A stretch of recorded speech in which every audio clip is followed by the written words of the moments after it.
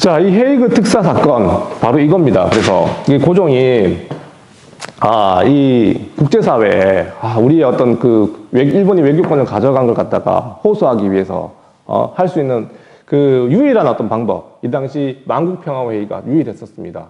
놀랍게도 또 러시아가 이게 초청장을 보냈었어요. 대한제국에다가. 알겠습니까? 그래서 어떻게든 여기를 참석을 해야 되는데, 알겠습니까? 이 일본의 감시가 만만치가 않았거든요. 알겠습니까? 일본의 감시가 만만치가 않아서, 일단은 이 고종은 이 작전을 어떻게 썼냐면, 너네 기억나는지 모르겠지만 이 당시 사실은 대한제국을 위해서 움직였던 외국인 중에 가장 또 유명한 사람이 헐버트라는 사람. 헐버트. 그 헐버트가 사실상 고종의 특사처럼 막 움직이고 있었거든. 그러니까 일본은 얘가 갈 줄 알았어. 알겠습니까? 얘가 갈 줄 알았어요. 얘가 이제 어떻게든 이 네덜란드 헤이그까지 가가지고 활동할 줄 알았는데, 이 헐버트 실제로 막 움직입니다. 알겠어요? 미국으로 가가지고 미국 대통령도 만나려고 그러고 막 그랬다고, 이 헐버트가. 근데 이 헐버트는 페이크였고, 알다시피 헤이그로 직접 갔던 사람들은 헐버트가 아니라 누구였습니까? 페이크가 아니라 이준, 이상설, 그 다음 이위종. 그러니까 이분들이 헤이그까지 가가지고 이 만국평화회의에 참여하려고 했었었지. 근데 성공하나 실패하나? 실패하죠. 당연히 일본이 가만 내버려 두지도 않았고, 그 당시에 이 만국평화회의장에 들어가려고 무단히 노력했었습니다. 근데 일단 봐봐. 강대국들이 전부 다 대한제국을 갖다 일본에 넘기고 다 합의한 상황에서, 알겠습니까? 합의한 상황에서 이게 받아들일 일이 없었죠. 알겠습니까? 그러니까 일본의 방해, 그 다음에, 결국 알다시피 이준 열사가 거기서 순국하시죠. 순국하시고, 맞죠? 그러니까 6개월간 열렸거든요. 이게 하루만 있었던 게 아니고, 거의 6개월간까지 그 만국평화회의가 열렸습니다. 그래서 회의장에 들어가는 건 실패하지만 그 주변에서 기자들과 만나가지고 많은 인터뷰를 해요. 특히 이위종 같은 사람은 되게 영어를 잘했거든요. 알겠습니까? 얘는 아버지가 이범진이라는 사람이었고, 이범진은 러시아 대사였습니다. 그러니까 러시아랑 굉장히 좀 가까웠고, 그래서 어쨌든 영어도 잘하고 러시아도 할 줄 아는 좀 이렇게 유능한 통역관 역할을 했던 게 이위종이었었어요. 일입니까? 그래서 어쨌든 이 기자들과 만나가지고 막 대한제국의 상황을 막 얘기하고, 그게 지금도 기록으로 다 남아 있습니다. 쌤은 헤이그 갔다 왔어요. 헤이그를 갔다 온 사람입니다. 알겠어요? 너네 헤이그, 내가 접대도 얘기했지만, 헤이그는 지금 헤이그가 아니고 덴하그라는 곳이야. 지금은 덴하그. 네덜란드 덴하그가 지금 헤이그예요. 알겠습니까? 그 가면은 그 당시에 열렸던 만국평화회의장 그대로 남아 있습니다. 알겠습니까? 어쨌든 여러분들도 꼭 한번 네덜란드에 갈 일이 있겠나? 암스테르담하고도 좀 멀어가지고 좀 애매합니다. 놀러 가기가, 거기가. 근데 우리 역사의 장소잖아요. 거기 가면 이준 열사 기념관 그대로 있습니다. 갔다 왔지롱. 거기 하여튼 2017년에 갔다 왔나? 갔다 온 지 꽤 됐는데, 거기 한번 가보면 좋아요. 네덜란드는 가보면 좋은 게, 거기도 베네치아처럼 이렇게 막 운하가 많이 발달돼 있거든요. 되게 이국적이고 되게 멋있어요. 네덜란드 하면 생각나는 건 하이네켄인가? 어쨌든 이런 헤이그 특사 활동, 우리가 잃어버렸던 을사늑약에서 잃어버렸던 외교권을 되찾기 위한 활동이었고, 결국 이거는 실패로 돌아가게 됩니다. 알겠습니까? 그러니까 중요한 건 이게 계기가 됐던 거야. 이제 되겠나? 자, 몇 시에 정치죠? 50분이니까, 되겠다. 50분. 시간이 많이 남았는데? 자, 헤이그 특사 이후에, 얘들아, 1907년에, 이제 헤이그 특사 때문에 일어난 사건입니다. 그래서, 알겠습니까? 이게 우리가 외교권을 일본에 상실한 상태에서 외교 활동을 한 거잖아. 어떻게 보면, 맞죠? 그러니까 이게 계기가 됐던 게 네 번째 바로 한일, 그냥 빨간색 되었구나. 한일 신협약이라고 하는 거야. 이 명칭 자체를 외우기가 되게 힘들어요. 명칭 자체를. 그러니까 처음에 한일 의정서 1차, 2차, 그 다음에 한일 신협약. 왜 신협약이라 부르냐면, 얘들아. 왜 신협약이라고 부르냐면, 일단은 이 배경은 이거예요.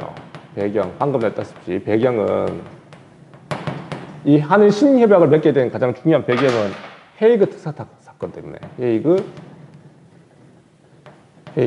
이래? 쌤이 컨디션이 안 좋아요. 되게 오늘 좀, 내가 원래 이렇게 좀 다운되지 않는데, 업 시켜야 되는데, 애들을 아침부터 좀 다운되어 있습니다. 헤이그 특사 사건 때문에 일어난 게 한일 신협약입니다. 도대체 이게 왜 문제가 됐냐면, 문제가 되죠.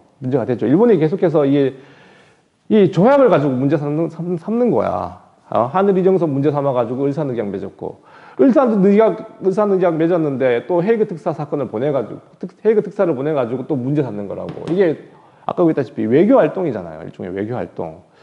아니, 일본하고 다 강제로 체결했지만, 나쁜 놈들이죠. 어떻게 보면 진짜로. 이 외교권이 없는데 왜 이 외교 활동을 하느냐. 이거 책임져라는 겁니다. 알겠어요? 일본이 요구했던 게 이 당시에 책임져라고. 결과, 이거 어떻게 할 건데, 이거. 결과. 좀 에피소드를 더 얘기하자면, 얘들아. 이완용이라는 사람을 내가 이제 방금도 얘기했지만, 이 사람이 처음부터 친일파가 아니었다고 얘기했잖아요. 근데 이 사람이 언제부터 친일파가 되어 가느냐. 결정적 얘기는 러일 전쟁 때문인 것 같아요. 러일 전쟁에서 사실상 러시아가 패배하면서 일본이 사실상 대한제국을 갖다가 지배한다는 건 기정사실이 되는 것 같아요. 그러니까 그 상황에서 이완용은 생각을 고쳐먹은 것 같아요. 알겠습니까? 그래서 얘는 일단은 어떻게 해야 되나. 고종을 갖다가 되게 그러니까 충신이긴 했었어요. 그 아간파천을 추진할 때까지만 하더라도 어떻게든 고종을 지키려고 노력했던 사람이었던 것 같은데, 이렇게 우유부단한 어떤 고종 옆에 있다가 되게 환멸을 느낀 것 같아요. 고종에 대해서. 자기가 모시는 어떤 그 왕의 어떤 그 우유부단함, 그 다음에 결정 못하고 저렇게 어리버리한 모습들. 이게 정말 이 완용한테는 되게 좀, 내가 더 이상 이 사람 가지고 데리고 나라를 지켜야 되나 하는 그런 환멸을 느끼게 됐던 거 아닐까 생각해 봅니다. 그러니까 어쨌든 러일 전쟁이 계기가 됐었고, 그러니까 이때 아까 얘기했다시피 을사 조약을 맺을 때만 하더라도 중요한 거는 이것도 사실 이완용의 아이디어였어. 이게 어쩔 수 없다. 이 고종한테 황실을 보존하는 조건이라면 우리가 일단 수용하자 해가지고 그 총대 맸던 게 이완용이었거든요. 그러니까 이제 매국노가 됐죠. 이해됩니까? 매국노 소리 들으면 난리가 났었습니다. 진짜로. 알겠어요? 됐지만 어쨌든 자기의 생각은 그랬어. 나라 국권을 잃어버린 거는 어쩔 수 없다. 지금 다시 돌려받으면 된다고 생각하지만 이건 안 되겠지만 내가 매국노가 되더라도 어쩔 수 없다 생각했었던 것 같고, 어쨌든 황실은 지켰다는 그런 자신만의 어떤 논리, 정신승리. 나는 왕실을 지켰다고. 대한제국이 갔다가 일본의 식민지가 되는 건 어쩔 수 없는 상황인데 그래도 황실을 지키려고 되게 노력했었다라고 얘기할 수 있겠죠. 근데 이때 이 헤이그 특사 사건은 이완용도 몰랐습니다. 알겠습니까? 이완용도 이거 하는지, 고종이 이거 하고 있는지 몰랐었어요. 이해됩니까?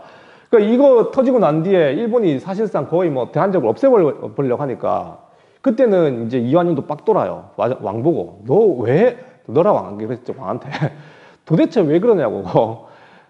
진짜 그때 윽박질렀다고 합니다. 이 신하가 왕한테 있을 수 없는 일이죠. 왜 그래? 어이가 없는 거죠. 자기 뒤에서 자꾸 이런 짓을 벌이니까.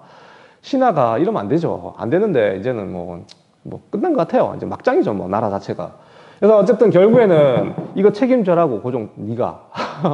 책임져야 된다고. 그래가지고 결과는 고종의 퇴위. 고종의 강제 퇴위죠, 강제 퇴위. 알겠습니까? 쌤이 동영상에도 설명했다시피 이게 있을 수 없는 일이에요. 보통 그 조선의 법도 자체가 왕이 살아있는데 그 왕을 그만두고 아들한테 물려주고 나간다는 게 태조 이성계밖에 없었습니다. 알겠습니까? 그 이성계밖에 없었고, 없었는데 이게 고종이 이제 왕위를 그만두고 아들한테 물려주게 되죠. 그게 이제 누굽니까? 순종이죠, 순종. 그러니까 순종이 즉위하게 되고, 알겠습니까? 순종이 즉위합니다. 그러니까 왕이 바뀐 거야. 알겠습니까? 이 헤이그 특사 사건을 계기로 해가지고 사실상 고종이 퇴위해버리고, 이해됩니까? 책임지고 퇴위한 거죠. 이 자기 아들한테 왕위를 물려주게 되면서 일본하고 새롭게 맺었다 해가지고 신협약이라 부릅니다. 알겠습니까? 한일 신협약이 이해됩니까? 신협약은 새로 즉위한 이 순종과 맺었던 조약이라 불러요. 그래서 한일 신협약이라 부른다고. 이걸 다른 말로 있잖아. 이거 뭐라 부르냐면, 너는 이렇게 더 잘 알고 있어요. 정미 7조약이라고 하는 걸 맺은 게 한일 신협약입니다. 한일 신협약, 정미 7조약 같은 말이에요. 알겠습니까? 얘들아, 딴 거 다 필요 없고요. 정미 7조약의 가장 중요한 핵심이 뭐냐면 이거예요. 차관 정치라고 하는 거예요. 차관 정치. 알겠습니까? 차관 정치. 또 말이 어렵다. 말이 어렵죠. 차관이란 게 뭘까? 차관. 그러면 얘들아, 계속 얘기했지만 이 고문 정치, 차관 정치, 처음에 이거 공부할 때 헷갈려서 나도 되게 힘들었어요. 고등학교 때 그랬다고. 이거 왜 외워야 되는지 몰랐습니다. 고문은 뭐고 차관은 뭐고, 이걸 왜 뭐지? 똑같은 거 아닌가? 그런 심정. 이서연 씨 보고 있습니까? 유튜브가 있는 거 아이가? 유튜브에 아무도 7명인데. 자, 유튜브에 있네. 7명. 이서연 씨, 차관은 뭘까요? 혹시 보고 있습니까? 차관. 보고 있어요? 이거 고문은 쌤이 설명했지, 고문. 고문은 일종의 그 과외 선생님이라고 생각하면 된다고 했었고, 어드바이스 해주는 거야. 그러니까 직접 뭔가 정책을 만드는 게 아니라 그냥 이제 물어보는 거죠. 이거 이렇게 하면 되는 거, 저렇게 하면. 근데 이 당시 고문은 그게 아니고 사실 감시하는 역할이었다고 쌤이 설명했고요. 여기서 말하는 차관이라고 하는 게 뭐냐면, 차관은 진짜 공무원이야. 공무원. 이거 내가 온라인 수업에서 전에 찍었던 동영상 얘기했다시피, 우리 학교 행정실을 예로 들자면 우리 학교 행정실에 이제는 일본인 선생님이 앉아 계시는 거죠. 알겠습니까? 일본인 선생님께서 직접 막 일을 하고 계시는 거야. 와타시와 니혼진 데스 하이. 행정실 들어가면 그렇다 생각해봐. 소데스까 하면서 알겠습니까? 1차관 정치는 일본인 관료가 대한제국의 행정을 직접 맡아서 하는 거예요. 알겠습니까? 이게 차관 정치입니다. 알겠어요? 그러니까 이게 사실 차관은 또 관리했던 게 통감부였고, 이게 통감부가 사실상 이제 대한제국의 어떤 그 행정 자체를 이제 장악해 나가는 거죠. 척척척척 이렇게 일본인 행정관 막 앉아가지고 막 일도 하고. 이해됩니까? 그러니까 이게 사실상 이제는 왕도 바뀌었고요. 일본이 원하는 대로 왕을 바꿔버렸고, 나라 일도 이제 일본이 직접 하고요. 이게 무슨 이제 나라입니까? 더 중요한 사실은 이건 이거 정미 7조약에 직접 언급되진 않았어요. 그 이면 조약에는 이면 조약? 그러니까 이제 드러나지 않은 그 뒤에는 또 무슨 내용이 포함되냐면, 군대를 해산한다는 군대 해산. 군대를 해산하기로 합의합니다. 그러니까 대한제국이 있었던 군대까지도 해산을 시켜버렸어요. 이해됩니까? 행정관도 일본인, 나라의 군대도 없어. 그 다음에 외교권도 없어. 외교권도 없어. 알겠습니까? 우리 지금 공부하는 게, 제목도 안 썼네요, 쌤이. 제목도 안 썼네요. 대한제국의 국권 침탈이잖아. 이렇게 나라의 모든 고난 자체가 하나하나씩 일본으로 넘어갑니다. 알겠나요? 몇 분, 뒤에 조금 더 적을 수 있겠다. 내가 화면을 넓힐게요. 촥. 됐나요? 뒤에 더 나오죠, 그러면은. 자, 이제 마지막까지 오늘 이제 끝냅시다.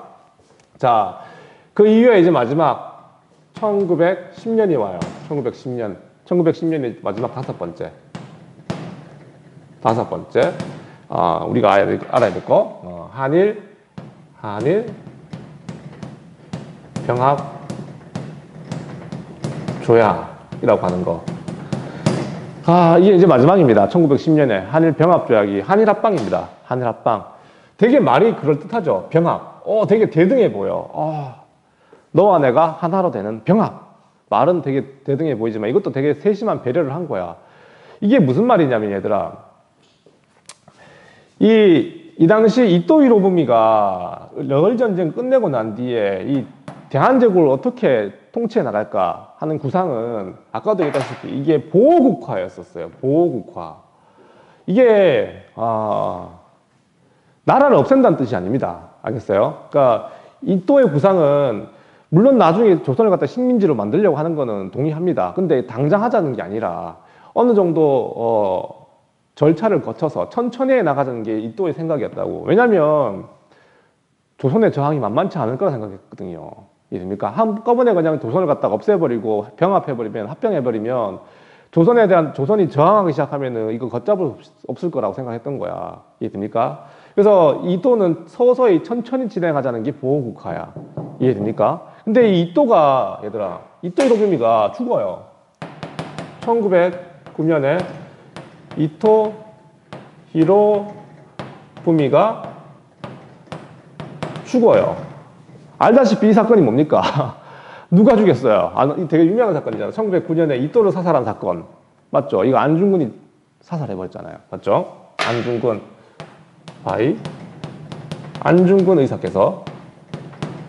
의사께서 이토를 갖다가 하얼빈역에 내렸을 때 빵빵빵 쏴가지고 천국 갔는지 모르겠지만 하늘나라로 보내셨죠. 이 사건이야. 그러니까 이게 아까도 얘기했다시피 이 군부와 이토의 생각이 달랐다니까. 러일 전쟁 끝났을 때 군부는 그 전쟁을 수행했던 그 일본 군부 세력들은 당장 조선을 갖다가 식민지로 만들어야 된다고 주장했었단 말이야. 근데 이토는 그 당시 군부들의 생각과 달랐거든요. 얘는 문신이야. 물론 이게 뭐 다 사무라이 출신이지만 얘는 어쨌든 조선을 그렇게 당장 지배했다가는 큰 문제가 생기니까 좀 더 점차적으로 해 나가자는 그런 사람이었다고. 그게 군부하고 생각이 달랐다니까. 갈등이 많았었어요. 그 당시 이토랑 그 군부 세력들 간의 갈등들. 이해됩니까? 근데 이 이토가 1909년에 안중근에 의해서 사살되게 됩니다. 자, 이게 어마어마한 사건이었어요. 너네 이게 물론 우리한테는 이게 왼수지만 이토는 그 당시 일본에서 이토는 어떤 사람이었냐면 약간 일본 근대화의 아버지 그런 느낌입니다. 일본 헌법을 만든 사람이에요, 저 사람이. 일본 제국 헌법을 갖다가 거의 주도해서 만든 사람이 이토 히로부미라니까. 우리는 되게 나쁜 놈이지만 일본 내부에서는 굉장히 명망이 높은 사람이었다고. 얘도 진짜 좀 하급 무사 출신에 저까지 올라간 건데 되게 좀 하여튼 그래요. 하여튼 이토 히로부미는 일본 내에서는 거의 뭐 우리로 치면 뭐라 해야 되나. 일본 헌법을 만들었으니까, 제국 헌법을 만들었으니까. 약간 연개소문 느낌? 그 천황은 있지만 그 당시 메이지 천황은 있었지만 그거의 버금가는 정도 돼요. 되게 정치 이력을 가지고 있었던 사람이었다고. 근데 얘가 죽은 거예요. 난리가 났었습니다. 일본 내부에서는. 알겠습니까? 어쨌든 안중근 의사는 그것 때문에 뭐 하얼빈에서 체포되고 바로 리순 감옥에서 돌아가시죠. 맞죠? 그러니까 그렇게 되셨지만 그러니까 이토가 죽으면서 대한제국이 많이 바뀌게 돼요. 무슨 말이냐면 아까 얘기했던 군부 세력들이 당장 조선을 갖다가 식민지로 만들어야 되는 그런 여론이 높아지게 됩니다. 알겠습니까? 그래서 이제 이 통감부를 갖다가 폐지시켜 버리죠. 통감부를 어떻게 했다고? 자, 통감부를 갖다가 어떻게 폐지해요. 이 통감부는 아까 얘기했다시피 보호국화를 상징하는 거야, 이거는. 알겠습니까? 대한제국의 외교권만 맡았지만 처음에는 나중에는 차관까지 이 관리하면서 사실상 나라는 있지만 이 통감부가 다 관리한 거거든요. 대한제국을 갖다가. 근데 이제는 이게 아니라 아예 대한제국 자체를 갖다 없애버리고 직접 통치하는 방식을 바꿔요. 그래서 통감부를 폐지하고 대한제국을 다스리는 아예 이제 식민지로 만들어버린 통치기관 그게 만들어져. 이게 너네 알다시피 뭡니까? 이제 아직까지 보이고 있죠. 자, 이게 바로 뭡니까? 바로 이게 조선총독부죠. 조선총독부가 설치되게 된 거. 알겠습니다. 이게 한일병합조약입니다. 1910년 8월 29일이에요. 알겠습니까? 이거 통감부 관저에서 이루어지게 됩니다. 알겠습니까? 통감부에서 통감부가 딴 게 아니고 이거 폐지했지만 건물 자체는 그대로 남아있고 조선총독부로 바꾼 거야. 너네 일제시대 생각하면 뭐 총독부 건물 되게 우람하게 딱 써 있잖아요. 그건 20년대 새로 지은 거고, 남산에 통간부 건물이 원래 있었습니다. 지금은 다 부서지고 없고 터만 좀 남아있대요. 못 가봤어요. 내가 가보고 싶은데 차가 없어가지고 그 당시에. 자, 하여튼 통간부가 없어졌지만 그 건물을 갖다가 총독부로 바꿔가지고 쓴 겁니다. 근데 총독부는 어쨌든 이제는 뭐 보호국가 이게 아니고 그냥 식민지로 통치하는 거죠. 이해됩니까? 그냥 우리는 이제 조선이 아니고 그냥 일본입니다. 알겠습니까? 그게 이제 1910년에 한일병합조약의 내용이었고, 알겠습니까? 이러면서 우리 이제 대한제국은 사라지게 되죠. 알겠습니까? 직접 지배, 통과 폐지하고 직접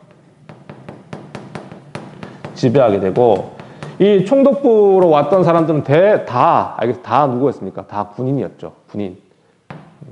군인들에 의해 가지고 통치되는 우리 조선, 알겠습니까? 데라우치 마사다케 일대 총독이었죠. 데라우치 마사다케 얘가 이제 총독으로 오게 됩니다. 알겠습니까? 예. 쳐볼까?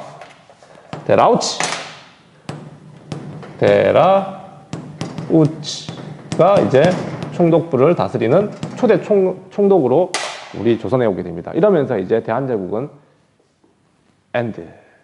끝난 거죠. 알겠습니까? 5가지가 시험 범위예요. 너네 이거 정리할 수 있을지 모르겠지만 몇 분 남았나요? 이제 종치겠다. 쌤이 이걸 어떻게 설명했냐면 5단계로 나눠서 설명했습니다. 맞죠? 한일의정서, 그 다음 두 번째 제1차 한일협약, 그 다음에 제2차 한일협약, 그 다음에 네 번째 한일신협약, 그 다음에 5번째 한일병합조약, 한일합방이라고 부르는 거. 알겠습니까? 이렇게 나눴는데 중요한 건 중간중간에 뭔 일이 있었다는 거. 알겠습니까? 요 중간에 1차 한일협약 끝나고 난 뒤에 1905년에 러일 전쟁이 있었던 사실, 그 다음에 한일 신협약으로 넘어간 데 있어가지고 헤이그 특사 사건, 이런 것들 중간중간에 있었던 사건들만 좀 잘 정리해 놓으면 되는데 어렵죠? 한일 첫 번째, 두 번째 러일 전쟁, 세 번째 끝나고 난 뒤에 헤이그 특사, 그 다음에 네 번째, 5번째. 정리가 되겠나? 이게 사실 제일 많고 어려워요. 우리가 그냥 뭐 알고 있는 거는 의사조약밖에 몰라가지고 그냥 한일합방하고 의사조약도 막 헷갈리는 애도 많던데. 하여튼 저렇게 이제 진행됐다는 거를 교과서 112페이지하고 113페이지에 나오는 게 조금 정리가 잘 된 편입니다. 알겠어요? 뭐 서술형으로 된 게 아니고 그냥 이렇게 막 표로 정리해놨는데 그거 읽어봐도 좀 도움이 될 겁니다. 여기까지가 시험 범위예요, 여러분들. 고생했습니다. 다음 시간부터 우리 뭐 하지? 박 실장님, 연우야, 다음 시간에 우리 뭐 하지 이제? 얘기 좀 해봐. 연우야? 자습하자고? 온라인 수업하면서 자습하면 어떻게 되지? 자, 오늘 다음 시간 뭐 할지 생각해 볼게요. 알겠습니까? 자, 일단 여기까지가 시험 범위고 잘 정리해 두세요. 알겠습니까? 안녕. 쌤이 컨디션이 너무 안 좋다. 콧물 때문에 말이 잘 안 나와요. 생각도 잘 안 나. 지금 이거 얘기할 거 많았는데 생각이 안 났습니다. 자, 안녕. 자, 다음 시간 잘 준비하고요. 네. 자, 나가도 됩니다.